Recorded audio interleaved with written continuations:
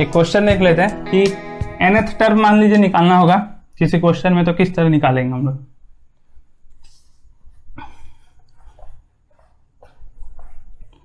मान लीजिए बोल दिया कोई क्वेश्चन है कि उसमें nth टर्म डिफाइन कीजिए, तो हम लोग पहले फॉर्मूला लिख लेते हैं। हम लोग को फॉर्मूला याद रहेगा, an इज इक्वल टू क्या है हम लोग का, a plus n minus 1 into D. ठीक है, तो इस फॉर्मूला को ध्यान में रखेंगे हम लोग। कैसे आया था वो तो पता चल गया था हम लोग को, क्योंकि हर बार n ऐड हो रहा था, तो जो सेकेंड टर्म था उसमें एक डी कम था, थर्ड टर्म में इससे एक कम था, फोर्थ टर्म में तो nth टर्म में उससे एक कम होगा तो n माइनस 1 डी हो गया था। अब जैसे कि हम लोग यहाँ लिख रहे हैं 2, फिर लिख रहे हैं 4, फिर लिख रहे हैं 6, फिर लिख रहे हैं 8, इस तरह करके हम लोग को लिखते जा रहे हैं। और हम लोग को बोल दिया कि इसका nth टर्म क्या होगा, आप nth टर्म लिखिए, इसका nth टर्म फाइंड आउट करना है हम लोग को इस एपी का। ये बोला एपी दिया हुआ है और इसका बोला है कि nth टर्म फाइंड आउट कीजिए, तो nth टर्म फाइंड आउट करना है। तो हमको बोला है ये एपी है, तो हम लोग क्या करेंगे, सबसे पहले एक बार देख लेते हैं एपी है या नहीं। तो हम लोग क्या कर रहे हैं, +2 हर बार ऐड कर रहे हैं, तो ये क्या है, एक तरह से हर बार सेम चीज ऐड हो रहा है, तो हम लोग क्या बोल सकते हैं, ये एपी है। तो nth टर्म फाइंड आउट करना है, तो nth टर्म के लिए हम लोग क्या लिखेंगे, an is equal to a plus n minus 1 into D, a plus n minus 1 into D. अब देखिए d हम लोग कैसे फाइंड आउट करते हैं ये हम लोग देख लेते हैं। जैसे कि d के लिए क्या करते हैं हम लोग, d निकालना हो हम लोग को, तो जो सेकेंड टर्म है उसमें से हम लोग पहला टर्म को घटाते हैं, थर्ड टर्म में से हम लोग क्या करेंगे, सेकेंड टर्म को घटाएंगे, फोर्थ टर्म में क्या करेंगे, थर्ड टर्म को घटाएंगे। मतलब डी निकालने के लिए क्या कर सकते हैं हम लोग, a2 माइनस a1 या फिर a3 माइनस a2 या फिर a4 माइनस a3, इस तरह करके हम लोग कोई भी चीज कोई भी फॉर्मूला पुट कर सकते हैं। तो अब यदि इसको ऑब्जर्व कीजिएगा तो यहाँ से आप लोगों को पता चलेगा कि जितना यहाँ लेते हैं उससे एक कम लेते हैं। यहाँ पे 2 था तो 1 लिए, थर्ड टर्म था तो सेकेंड टर्म लिए, फोर्थ टर्म था तो थर्ड टर्म लिए। तो यदि हम लोग nth टर्म लेंगे तो क्या करेंगे, हम लोग n माइनस 1 लेंगे। तो यहाँ से d का एक फॉर्मूला nth टर्म के भी फॉर्म में आ गया कि d बराबर क्या होता है, an माइनस an माइनस 1। तो d यदि हम लोग को यहाँ निकालना है तो देखिए क्या दिया हुआ, सेकेंड टर्म कितना दिया, 4 माइनस 2, तो सेकेंड टर्म माइनस यहाँ यदि हम लोग करते हैं तो 4 माइनस 2 कितना हो गया, 2। यदि इसमें किए रहते हम लोग third term minus second term किए रहते तो हर बार वैल्यू सेम ही आने वाला है। तो 6 माइनस 4 कितना आता है, 2। हर केस में डी क्या आएगा, सेम आएगा। तो हमको पता चल गया कि इस केस के लिए डी कितना है, 2, और पहला टर्म ए कितना है, ए भी 2, मतलब पहला टर्म भी 2 है और कॉमन डिफरेंस भी 2 है। तब इसमें वैल्यू पुट कर दीजिए। तो ए का वैल्यू हम लोग पुट करें तो कितना होगा यहाँ पे, 2 प्लस n माइनस 1। देखिए nth टर्म ही बोला है तो n की जगह कुछ नहीं पुट करेंगे हम लोग, nth टर्म है तो n की जगह n ही पुट करेंगे हम लोग, ऐसा नहीं कि कुछ वैल्यू पुट कर देंगे 1 2 3। तो n माइनस 1 इंटू डी पता है हमको कितना है, 2। अब इसको सॉल्व कर दीजिए, जितना आएगा वो आपका आंसर हो जाएगा। तो यहाँ पे हो गया हम लोग का 2 plus 2 into n, 2n minus 2। तो ध्यान दीजिए ये +2 और ये -2 है, ये दोनों कैंसिल आउट हो जाएगा, तो इसका nth टर्म कितना हो गया, 2n। मतलब यहाँ पे जो nth टर्म पूछा था उसको हम लोग लिख सकते हैं यहाँ पे 2n। तो इस तरह हम लोग nth टर्म को फाइंड आउट कर सकते हैं। तो आप ये ध्यान दिए होंगे 2 4 6, तो ये हम क्या लिखे हैं, इवन नंबर लिखे हैं। तो आपको याद होगा कि इवन नंबर को हम लोग 2n से भी डिनोट करते हैं। तो यहाँ से हम लोग ये भी देख सकते हैं कि जो nth टर्म था उससे हम लोग मतलब nth टर्म था उसको 2n लिख दिया। मतलब यहाँ से ये भी पता चल गया कि ये जो सीक्वेंस लिखा हुआ है ये किसका लिखा हुआ है, इवन नंबर का लिखा हुआ है। अब इसी तरह एक और एग्जाम्पल देख सकते हैं हम लोग ऑड नंबर के केस में, कि उसमें हम लोग nth टर्म किस तरह फाइंड आउट करेंगे।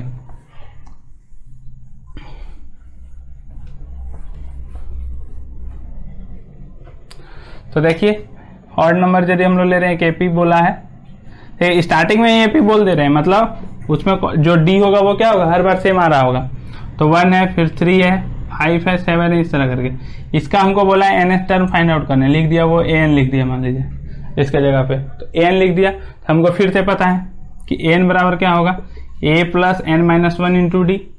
अब ये यदि हो रहा है a plus n minus 1 into D, तो हम लोग क्या बोल सकते हैं, हमको क्या क्या चाहिए, a चाहिए और d चाहिए, क्योंकि n टर्म बोला है तो n तो हमको चाहिए नहीं। तो a यहाँ से देखेंगे तो a मतलब क्या, पहला टर्म कितना है यहाँ पे 1। और अभी d के लिए बताएं क्या करेंगे हम लोग, सेकेंड में से फर्स्ट टर्म को या फिर थर्ड में से सेकेंड टर्म को घटाएंगे। एपी दे दिया है पहले से, तो किसी एक को घटा के मतलब सब्ट्रैक्ट करके हम लोग बता सकते हैं कि डी कितना आएगा। तो डी यदि हम लोग देखें तो 3 माइनस 1 कर दिया तो कितना गया 2, या फिर हम लोग 5 माइनस 3 किए रहते तो वहां से भी कितना आता है 2 ही आता। तो डी पता चल गया 2 और ए पता चल गया 1। तो यहाँ पे पुट कर दीजिए, ए हो गया 1 plus n minus 1 into D, D हो गया 2। अब यहाँ पे हो गया 1 प्लस 2 इंटू इसका मल्टीप्लाई होगा n के साथ 2n, माइनस 1 इंटू 2 होगा तो माइनस 2। अब यहाँ पे 2n बचा है, यहाँ माइनस 2 प्लस 1 तो कितना हो जाएगा 2n माइनस 1। तो जो यहाँ पे n निकला वो हम लोग के पास बच गया 2n माइनस 1। मतलब क्या है, ये ऑड टर्म था, मतलब ऑड नंबर का सीक्वेंस था। तो यहाँ पे देख लीजिए इवन है 2n है, उसमें से एक यदि सब्ट्रैक्ट करें तो हर बार क्या आएगा, ऑड ही आएगा हम लोग के पास। तो ये ऑड नंबर में यहाँ पे हम लोग nth टर्म भी निकालने सीख गए। तो nth टर्म हम लोग किस तरह निकालेंगे यहाँ पे देख लिए। तो अब हम लोग देख लिए कि nth टर्म कैसे निकालते हैं। तो कुछ क्वेश्चन से जिक्र करते हैं हम लोग, जिसमें हम लोग को कुछ वैल्यू फाइंड आउट करना है। मान लीजिए कि हम लोग के पास दिया हुआ है पहला टर्म 2 दिया हुआ है, दूसरा टर्म आपको पता नहीं है, तीसरा टर्म पता है 6 दिया हुआ मान लीजिए, और फोर्थ टर्म भी पता नहीं है। इस तरह का कुछ दिया हुआ है, इसको फाइंड आउट करने बोला है। ठीक है, स्टार्टिंग में लिख दिया कि ये जो है वो क्या है, एपी है। तो एपी का आप सेकेंड टर्म फाइंड आउट कीजिए और थर्ड टर्म फाइंड आउट, मतलब फोर्थ टर्म फाइंड आउट कीजिए। तो देखिए ये सेकेंड टर्म है तो इसको हम लोग क्या बोल सकते हैं, A2 बोल सकते हैं। ये फोर्थ टर्म है तो इसको हम लोग A4 बोल सकते हैं। ठीक है, तो यहाँ पे हम लोग को सेकेंड टर्म और फोर्थ टर्म फाइंड आउट करना है। ठीक है, ध्यान दीजिएगा क्या हो रहा है एक्चुअली में। तो हम लोग को पता है क्या कि an बराबर क्या होता है, a plus n minus 1 into D, ये होता है an इज इक्वल टू। तो an इज इक्वल टू हमको ये पता है, हमको पता है कि a जो है वो कितना दिया हुआ है, 2 दिया हुआ है। d के बारे में हमको पता नहीं है, क्योंकि d के लिए क्या करते थे हम लोग, सेकेंड माइनस फर्स्ट करते थे या फिर थर्ड माइनस सेकेंड करते थे। तो यहाँ पे ये वैल्यू हमको पता नहीं है, या फिर फोर्थ माइनस थर्ड करते थे, तो उस केस में ये वैल्यू हमको पता नहीं है, मतलब डी हमको पता नहीं है इस केस में। तो ध्यान दीजिए A2 मतलब a कितना दिया हम लोग का 2, ये an है, तो हमको जो वैल्यू पता है उसके अकॉर्डिंग पहले लिख लेंगे। तो हमको पता है कि A2 दिया हुआ है, तीसरा टर्म दिया हुआ है 6, मतलब A3 जो दिया हुआ वो कितना दिया हुआ 6, और हमको पता है कि A3 यदि हम n को 3 पुट करेंगे तो A3 बराबर कितना हो जाएगा हम लोग का, a plus 3 minus 1 into D, मतलब a प्लस 2d, मतलब A3 की जगह हम लोग क्या लिख सकते हैं, a plus 2d is equal to 6। a plus 2d कितना लिख सकते हैं हम लोग, 6। तो यहां से एक वैल्यू आया a बराबर 2 और यहां से आया a प्लस 2d बराबर 6। अब यहां ध्यान दीजिए a यदि 2 दिया हुआ है मेरे पास, तो a को यदि हम यहाँ पे 2 पुट करते हैं, 2 प्लस 2d बराबर कितना हो जाएगा हम लोग पास 6। तो 2 को हम उधर लेके जाएंगे तो क्या होगा, इधर प्लस है तो बराबर को उधर जाएगा तो क्या होगा, सब्ट्रैक्ट होगा। तो 2d बराबर कितना हो जाएगा 4, 6 माइनस 2 तो 4 हो गया। तो d बराबर कितना हो जाएगा 4/2, मतलब कितना हो गया यहाँ पे 2। तो d का वैल्यू हम लोग फाइंड आउट कर लिए। अब हमको क्या फाइंड आउट करना है, A2 और A4। अब तो सिंपल है, a भी पता है d भी पता है, तो ये तो कोई भी निकाल देगा। क्या करेगा, जैसे A2 है तो A2 को क्या लिख सकते हैं हम लोग, a प्लस डी। किसके अकॉर्डिंग लिखे, इसके अकॉर्डिंग लिखे, n को 2 पुट कर दीजिए तो क्या होगा, a प्लस 2 माइनस 1 मतलब a प्लस डी। तो a प्लस डी, a कितना है 2 और d कितना है, d भी 2। तो 2 प्लस 2 कितना हो गया 4। तो A2 पता चल गया हम लोग के पास कितना हो गया 4। अब क्या निकालना हम लोग को, A4 फोर्थ टर्म। तो A4 के लिए फिर क्या करेंगे, n को 4 पुट करेंगे तो यहाँ पे होगा 4, 4 माइनस 1 होगा 3, मतलब हो जाएगा a प्लस 3d। तो a प्लस 3d, a कितना दिया हम लोग का 2 प्लस 3 इंटू डी कितना दिया हुआ है 2, तो मतलब 2 प्लस हो गया 6, 2 प्लस 6 हो गया 8। यहाँ पे ध्यान देना, ऐसे नहीं ऐड कर देना है कि 2 प्लस 3 पहले 5 कर दिया फिर 5 इंटू 2 कर दिए। हम लोग को बॉडमास रूल का ध्यान रखना है कि पहले क्या करेंगे, मल्टीप्लाई करेंगे। तो 3 इंटू 2 पहले 6 होगा, तो 6 प्लस 2 8 होगा। तो सेकंड टर्म निकल गया 4 और फोर्थ टर्म निकल गया हम लोग के पास 8। तो इस तरह क्वेश्चन देगा तो हम लोग क्या करेंगे, पहले जो दिया हुआ उससे इक्वेशन लिखेंगे और उसके बाद उसको सॉल्व करके a और d निकाल लेंगे और वैल्यू निकाल लेंगे। तो यहाँ से ये फॉर्मूला जो है वो बहुत इंपॉर्टेंट है कि an बराबर क्या होता है, a plus n minus 1 into D. एक और क्वेश्चन देखते हैं इसी तरह का।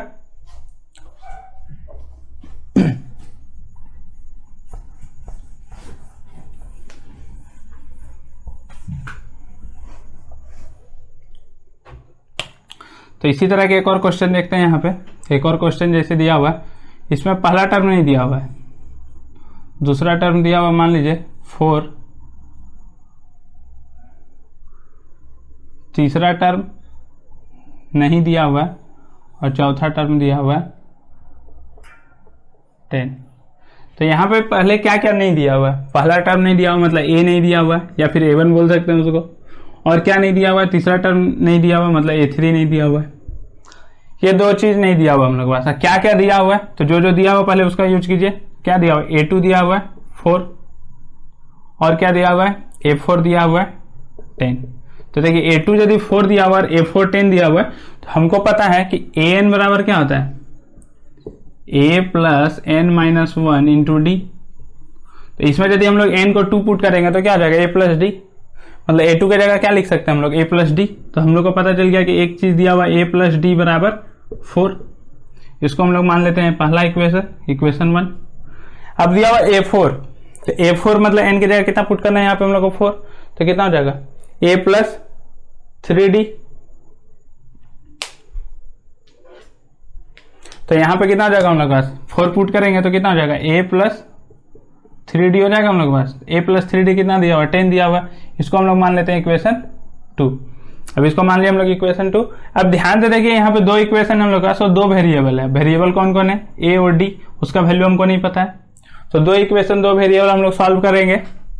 एलिमिनेशन मेथड से भी कर सकते हैं, कोई भी मेथड से यूज कर सकते हैं। तो यहाँ पे हम लोग मान लीजिए एलिमिनेशन मेथड ऐड किए, तो यदि इस 2 इक्वेशन को, इसमें से इसको हम लोग क्या कर दिए, सब्ट्रैक्ट कर दिए। तो ये सब्ट्रैक्ट होगा तो यहाँ माइनस और यहाँ माइनस, सब्ट्रैक्ट किया तो ये A और A क्या हो जाएगा, कैंसिल आउट। यहाँ पे कितना बचेगा, D माइनस 3D, मतलब कितना हो गया हम लोग का माइनस 2D, क्योंकि बड़ा कौन है 3 और उसके पहले कौन सा साइन है माइनस, तो सब्ट्रैक्ट होगा, साइन इसका लगेगा तो माइनस 2D हो जाएगा। उसी तरह यहाँ पे 4 माइनस 10 कितना हो जाएगा, माइनस 6 हो जाएगा। तो यहाँ से देखिए D बराबर कितना आ जाएगा हम लोग पास, D बराबर हो जाएगा हम लोग का minus 6 divided by minus 2, minus minus cancel और 2 का टेबल से 2 3 जा 6, तो यहाँ पे हो गया D का वैल्यू 3 हो गया हम लोग के पास, 2 3 जा 6, D कितना हो गया हम लोग पास 3। अब D फाइंड आउट हो गया, तो अब किसी दोनों में से कोई भी एक इक्वेशन पकड़िए, उसमें A का वैल्यू मतलब D का वैल्यू पुट कर दीजिए और A फाइंड आउट कर लीजिए। तो A प्लस डी कितना दिया हुआ, मान लीजिए हम पहला इक्वेशन लिए तो A प्लस डी था हम लोग के पास 4, A प्लस डी यदि 4 है तो A तो हमको पता निकालना है, D का वैल्यू पता चल गया कितना 3, तो A प्लस 3 बराबर कितना हो गया 4, तो A कितना आ गया हम लोग के पास 4 माइनस 3 मतलब कितना हो गया 1, तो A भी निकल गया हम लोग के पास और D भी निकल गया, A 1 हो गया और D कितना हो गया 3। अब क्या क्या फाइंड आउट करना था हम लोग को, पहला टर्म, तो पहला टर्म निकल गया, A हो गया हम लोग के पास 1। अब क्या फाइंड आउट करना हम लोग को, तीसरा टर्म, तो तीसरा टर्म फाइंड आउट करना है तो कितना हो गया A3, A3 यदि फाइंड आउट करना है तो 3 पुट करें तो क्या होगा A प्लस 2D। अब A प्लस 2D इसका मतलब क्या, A की जगह कितना 1 प्लस 2 इंटू D, D कितना 3, तो 2 इंटू 3 हो गया 6, 6 प्लस 1 हो गया 7, तो A3 हो गया 7 और A हो गया हम लोग के पास 1। तो इस तरह का क्वेश्चन रहेगा, तो हम लोग इस तरह का क्वेश्चन मतलब सॉल्व कर सकते हैं कि सबसे पहले क्या करेंगे हम लोग इक्वेशन लिखेंगे और उस दोनों इक्वेशन को क्या करेंगे सॉल्व कर देंगे बेसिकली। तो इक्वेशन को सॉल्व करके हम लोग यहाँ पे फाइंड आउट कर सकते हैं। अब हम लोग एक क्वेश्चन देखते हैं कि दिया हुआ रहेगा कि मतलब कुछ सीक्वेंस दिया रहेगा इसी तरह, उसको हमको पहचानना है कि वो एपी है या नहीं, मतलब प्रोग्रेशन दिया हुआ रहेगा, मतलब जिसमें एन टर्म पॉसिबल भी हो और नहीं भी पॉसिबल हो, तो उसको हमको बताना है कि ये एपी है या नहीं। जैसे क्वेश्चन दिया मान लीजिए √2 √8 √18 इस तरह करके लिख दिया और ये बोल दिया कि एपी है या नहीं चेक करना है। इसमें क्वेश्चन दिया इज एपी और नॉट, एपी है या नहीं, ये चेक करके हमको बताना है कि ये एपी है या नहीं। तो देखिए सबसे पहले बेसिकली क्या होता है कि हम लोग क्या करते हैं, हम लोग जैसे सीखे हैं कि √2 है, ये √8 लिखा हुआ है, ये √18 लिखा हुआ है, तो हम लोग गलती क्या करते हैं डायरेक्ट यहाँ से सब्ट्रैक्ट करने की कोशिश करते हैं। तो जैसे हम लोग कर देंगे डी निकालने के लिए second term minus first term, मतलब क्या लिखेंगे हम लोग √8 माइनस √2 लिख देंगे। तो यहाँ पे क्या होता है कि बहुत कोई यहाँ पे सब्ट्रैक्शन में गलती करता है, इसको यही लिख के छोड़ देता है, ठीक है। या फिर यहाँ से जब डी निकालेंगे हम लोग तो डी दोनों जगह से निकालना पड़ेगा, यदि सेम आएगा तब हम लोग बोलेंगे एपी है, यदि डी सेम नहीं आया तो हम लोग क्या बोलेंगे एपी नहीं है। तो डी यहाँ से आएगा तो कितना आएगा हम लोग √18 माइनस √8 आएगा। अब क्या करता है कि कोई यहीं पे छोड़ देता है और यहाँ पे देख लेता है कि ये √18 माइनस 8 लिखा हुआ है, √8 माइनस √2 लिखा हुआ है, तो ये दोनों एपी नहीं है। तो यहाँ तक हम लोग को रुकना नहीं है, आगे भी हम लोग को चेक करना है। चेक किस लिए करना है, क्योंकि ये जो √8 लिखा हुआ है और जो √18 लिखा हुआ है, इसको यदि आप ध्यान से देखिएगा तो ये देखिए क्या लिखा हुआ है, 8 को हम लोग लिख सकते हैं 2 इंटू 2 इंटू 2 कितना टाइम्स 3 टाइम्स। तो 8 को यदि ऐसा लिखा हुआ है तो √8 को हम लोग लिख सकते हैं रूट के अंदर 2 इंटू 2 इंटू 2। अब यदि रूट के अंदर है तो 2 2 हुआ तो 1 2 बाहर हो जाएगा, तो ये क्या लिखा हुआ है 2√2 लिखा हुआ है, तो √8 की जगह लिख सकते हैं हम लोग 2√2 माइनस √2 लिखा हुआ है। अब ध्यान दीजिए ये 2√2 माइनस √2 दिया हुआ है, तो इसको सब्ट्रैक्ट करने कितना आएगा 2 माइनस 1 कितना हो जाएगा 1, मतलब √2 हो जाएगा। या फिर इसको ऐसे भी देख सकते हैं आप, ऐसे भी सब्ट्रैक्ट कर सकते हैं हम लोग। रूट 2 इसमें भी था, रूट 2 इसमें भी था, तो रूट 2 क्या करेंगे हम लोग कॉमन ले लेंगे, तो यहाँ पे कितना बचेगा 2 और यहाँ पे कितना बचेगा 1, तो रूट 2 इंटू 1 कितना हो जाएगा, रूट 2 ही होगा। इस केस में कितना आ गया रूट 2। अब उस केस में हम लोग देखते हैं, तो रूट 18 को भी उसी तरह हम लोग लिखने की कोशिश करते हैं। तो रूट 18 को देखिए क्या लिख सकते हैं, 18 को मतलब 18 को लिख सकते हैं हम लोग 2 इंटू 3 इंटू 3, तो रूट 18 को क्या लिख सकते हैं हम लोग 2 इंटू 3 इंटू 3। इस केस में क्या होगा, 2 3 है तो एक 3 बाहर आ जाएगा, मतलब हो गया 3 रूट 2। तो यदि 3 रूट 2 हो गया तो हम लोग ऐसा हो गया 3 रूट 2 माइनस रूट 8 को हम लोग निकाल चुके हैं, कितना आएगा हम लोग 2 रूट 2, तो 2 रूट 2 आ गया। तो यहाँ पे यदि हम लोग इसको सब्ट्रैक्ट करते हैं तो 3 माइनस 2 हो गया 1, मतलब कितना हो गया रूट 2। या फिर ऐसे कीजिए कि रूट 2 दोनों में है तो रूट 2 कॉमन ले लीजिए, तो यहाँ पर जाएगा 3 माइनस 2 हो गया 1 और 1 इंटू रूट 2, तो दोनों केस में क्या आएगा रूट 2 ही आएगा। तब देखिए डी यहाँ से भी रूट 2 आ रहा है, डी वहाँ से भी रूट 2 आ रहा है, तो हम लोग क्या बोल सकते हैं, यदि डी सेम है, डी मतलब जो कॉमन डिफरेंस है वो यदि सेम आ रहा है हम लोग के पास, तो हम लोग क्या बोल सकते हैं कि ये है एपी। तो कॉमन डिफरेंस हम लोग का रूट 2 आ रहा है हर केस में, तो ये जो लिखा हुआ था वो एपी है। तो ये जो क्वेश्चन था कि ये एपी है या नहीं, तो हम लोग बोलेंगे ये एपी है। तो इस तरह क्वेश्चन रहेगा तो हम लोग पहले चेक करेंगे, और यदि देखेंगे कि पॉसिबल है कि उसको हम लोग और तोड़ सकते हैं तो तोड़ के देखेंगे, क्योंकि डायरेक्टली हम लोग को दिखेगा नहीं, उसमें वो छुपा हुआ रहेगा। तो जो छुपा हुआ भाग है उसी को हम लोग को खोजना रहेगा। इस तरह का यदि क्वेश्चन यदि देगा तो हम लोग के पास कि उसमें चेक करके बताएंगे कि एपी है या नहीं। ठीक है, ठीक है, तो हम लोग अब अगले क्लास में फिर पढ़ेंगे, इससे आगे एपी को कंटिन्यू करेंगे। आशा करते हैं कि इस लेक्चर में मैं आप लोग को एपी समझाने में सही रहा, मतलब समझाने में समर्थ रहा। और यदि समझ में आ गया होगा तो हमारे जो चैनल है उसको लाइक, शेयर और सब्सक्राइब करें, और कमेंट करें कि किस हद तक आपको समझ में आया, या फिर यदि कोई डाउट है तो कमेंट करके हमें कमेंट सेक्शन में बता सकते हैं। तब तक के लिए मिलते हैं अगले एपिसोड में।